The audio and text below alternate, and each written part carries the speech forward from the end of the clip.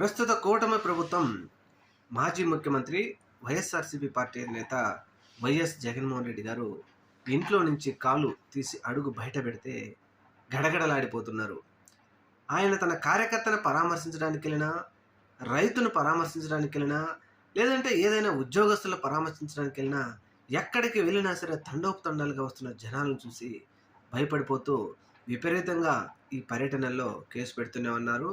అది సత్తెనపల్లైనా, పొదిలైనా, గుంటూరైనా, XYZ ఎక్కడైనా సరే. అలాగే చిత్తూరు జిల్లా బంగారుపాలెంలో మామిడి రైతులను వెళ్ళినటువంటి జగన్మోహన్ రెడ్డి గారి మీద కూడా 3 కేసులు నమోదు చేశారు. ఎందుకనో తెలుసా?